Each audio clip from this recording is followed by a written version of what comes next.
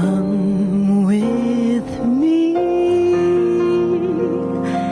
and you'll be in a world of pure imagination. That's beautiful. That so says it. The talk title for today, the Thou Shalt Honor.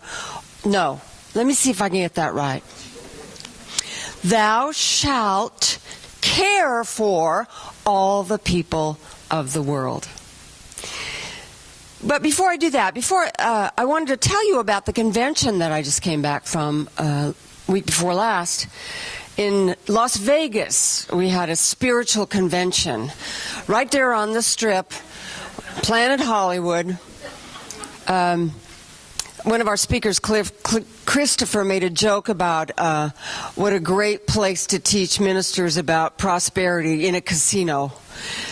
But it was actually a very good conference, and a couple of people went with me, and I wanted you to hear from them what their impressions were about the thing. So Robin and Amy, come on up. They served as delegates from our community, and they have some good impressions to give you.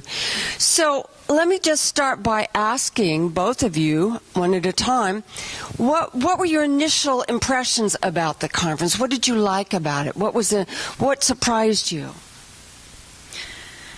I think what I liked about it was, as my dad would say, I was there with 500 of my closest friends.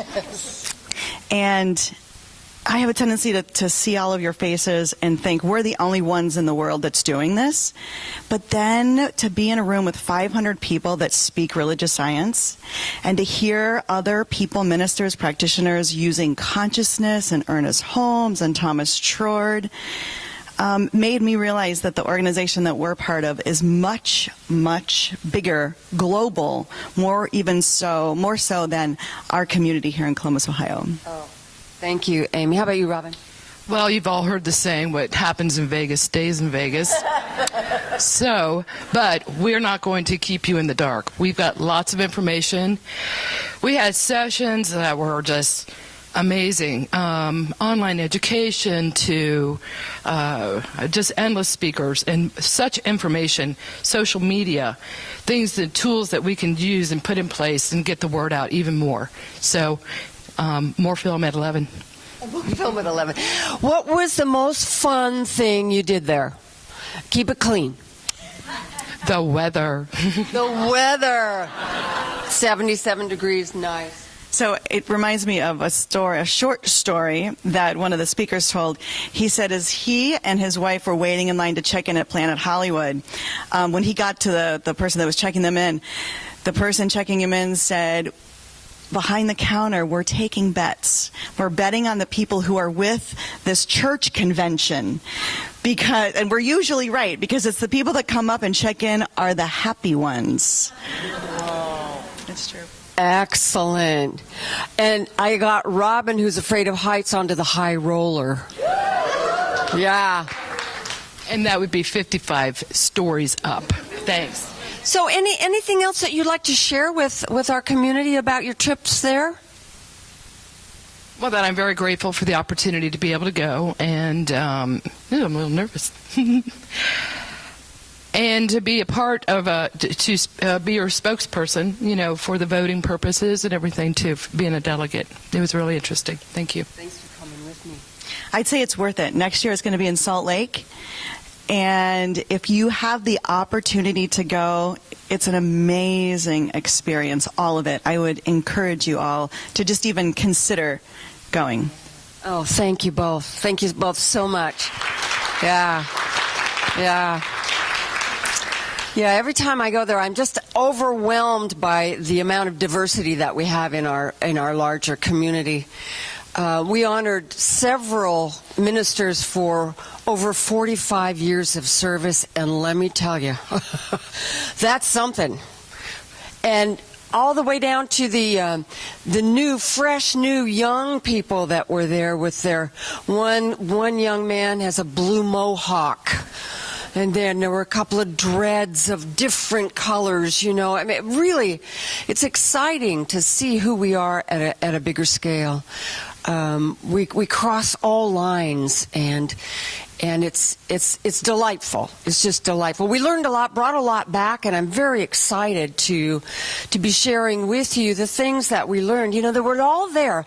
There were about 600 people there, all focused on who have given a good part of their lives devoted to oneness, to diversity and inclusion, to honoring all voices, to spreading compassion in the world, and to helping to awaken humanity to its spiritual magnificence. And boy, that's something to be a part of. I'll be in touch with you later on that as we get closer to next February's convention. So to today's message, the seventh new commandment for a world that works for everyone: thou shalt care for all the people of the world. That sounds a little daunting, doesn't it? There are a lot of people in this world. But as always, though, I mean this to be a call to each of us to just go inside and ask the question, how well am I doing with this value? How well am I doing with my compassion for the world, for the earth, for the people, for the animals, all of it? How am I living those values? And how can I live them to a greater degree?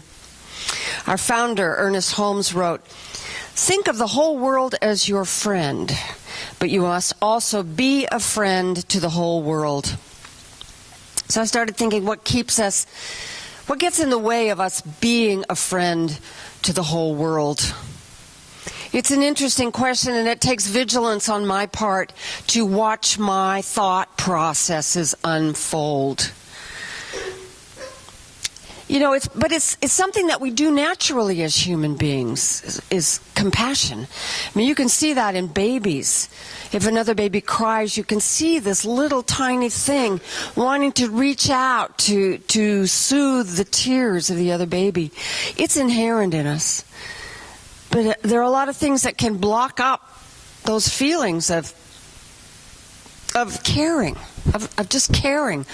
We watched a film on Friday night. How many were there at the film? I know there were a few of us, called Every 3 Seconds. And it's a film about acting upon our compassion. But we learned these statistics that flashed across the screen. Every 3 seconds, someone dies from the effects of poverty. 1/3 of the world's children suffer from malnutrition. 15 million children don't know where the next meal is coming from. 4 million people have been murdered in the Republic of Congo over the past 6 years. What happens to you when you hear statistics like that? For me, my mind starts searching for ways that I can grasp the enormity of those numbers and fit it into some pattern that I've already experienced so that I can handle it and not fall to my knees in grief that this stuff is happening on my beloved earth. And we've learned all kinds of ways to wiggle out of the enormity of things like that. Part of what we teach is how to bravely face the wiggling of our minds so that we can bring out the truth and live the truth. You know, what I do is when I hear those things, I create a barrier so that I'm just not crushed by the enormity of those things. And if I make that place or those people other, then I can go back to my life and begin thinking about what I'm going to have for lunch. But today's message is about actually opening the heart to the reality of what's going on in the world, and yet remaining centered and grounded in spirit so that we're adding love and joy to the world instead of more grief, more pain at our witness of what people are having to go through. So this movie that we watched every 3 seconds is a story about how 5 different people heeded the inner call to act upon their compassion for situations in the world. One was a 9-year-old boy in England who was so moved by the effects of the earthquake in Haiti that all he did was sit and cry and cry and cry. And his mom finally said, "Charlie, you can't just sit around and be sad about this. You've got to get off your backside and do the thing that you think will help."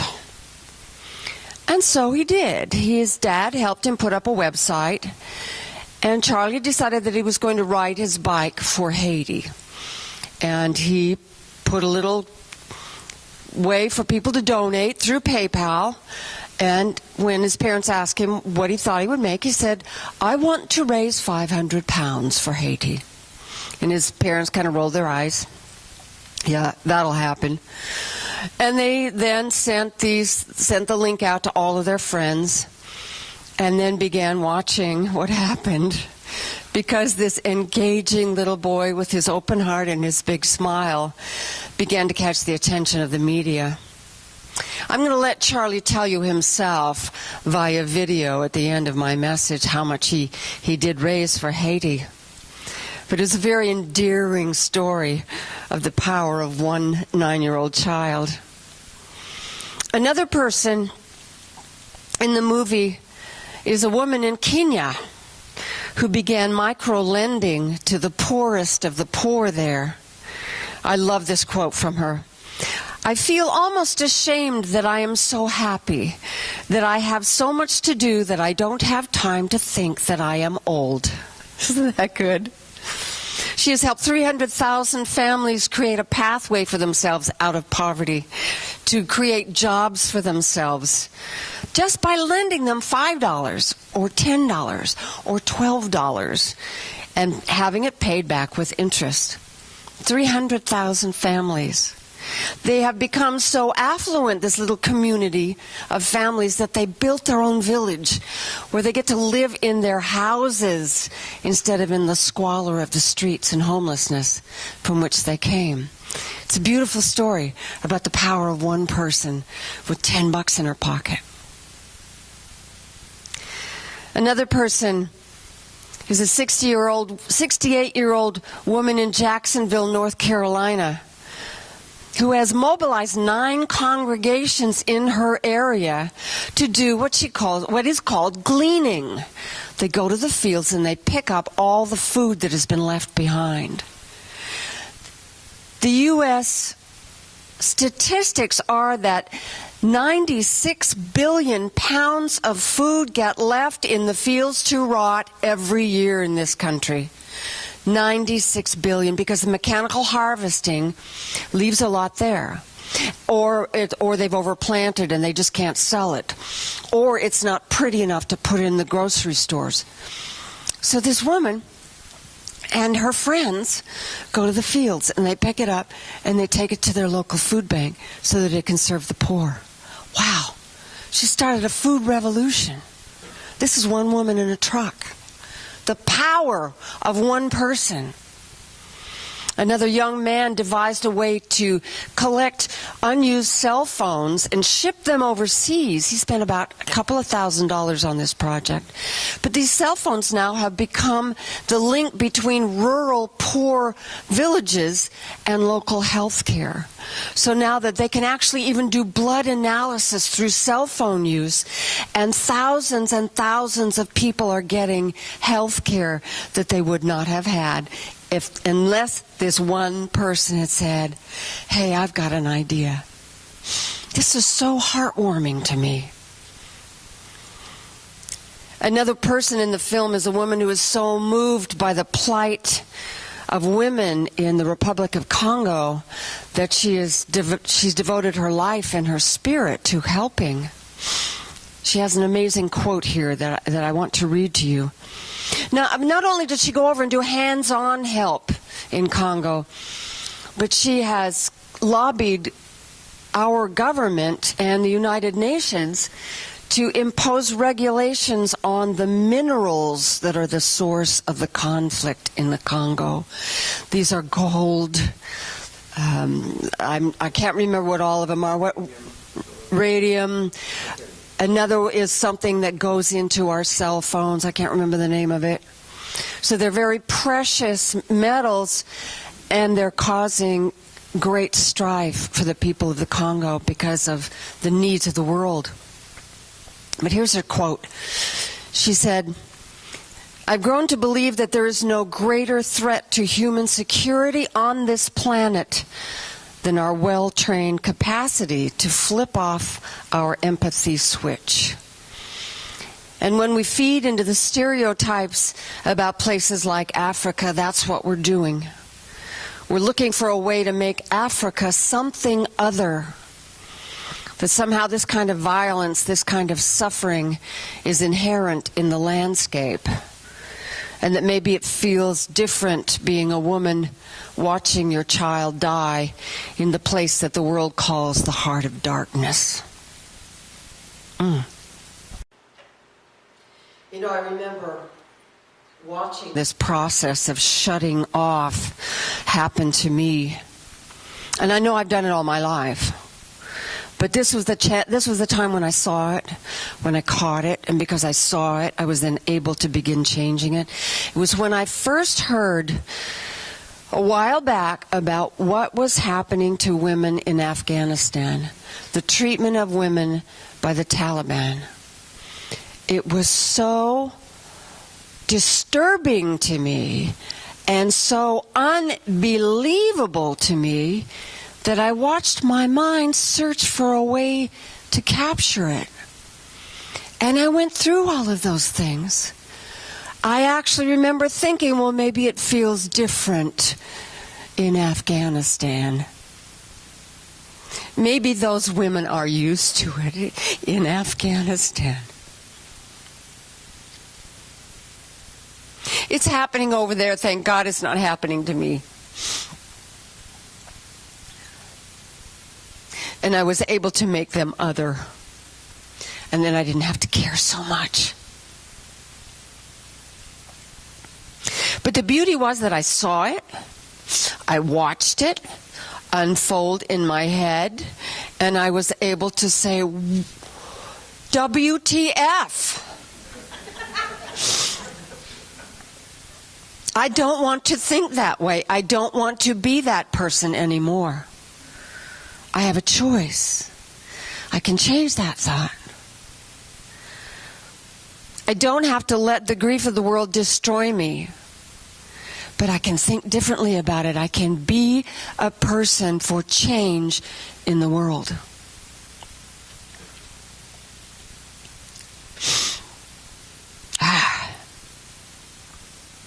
Because the truth is that, in a very real way, what happens to someone in Afghanistan, or the Republic of Congo, or Syria, or India, or Hilltop Columbus, is happening to me. There is no other. We are one humanity. And whatever happens to the psyche of one person, whatever happens to the heart of one person, happens in a very real way to me. So my job, and dare I say it, your job, is to help to heal the global heart of the world. And how do we do that? Well, maybe we go out and do stuff. I mean, who would it be hurting, right? Maybe we make a commitment to one another, that we become a community that's about taking this beautiful heart and soul that we've created here in this center and taking it out to the streets. My commitment to you is that Robin and I will bring opportunities to you. This year we'll work at the food bank, and we'll give away our used goods at a pop-up shop on the streets, and we'll serve food in a homeless shelter. And we'll work, we'll work in the community gardens in Franklinton. But I expect you to step up. I expect you to dive in and come with ideas of your own, you know? Maybe you have a neighbor who's elderly and needs some help on her house, or a ride to the doctor. Maybe we go to the farmers markets and ask the farmers, can we come and glean your fields for the food bank? I would love to do stuff like that. That just thrills my heart. Does it thrill yours? Are you with me in this? Are you in? Who's in? Yay. Yay. Okay. All right, we're going to move this forward because it's time. What we have here is so good. It wants to be shared. And so I'm going to let Charlie tell you about how his beautiful little story turned out. So we're just going to watch the last 5 minutes of this film. Just if you feel a place in your heart beginning to open, just breathe into it. And know that you're protected. That is indeed the life of spirit moving in and as you. Maybe banging to get out a little bit more. So I recognize that spirit is one of love. And that God is omnipresent, therefore love is omnipresent. That life, wherever life is, there is love, there is freedom, there is joy. There is abundance. There is order. There is harmony. And right where I am are all of those things. I know that is true for every person hearing my voice. Right where we are is all the love that could ever be delivered into the world, right where we are. And so I say yes to being that delivery system today. I claim that my life today is service to the world.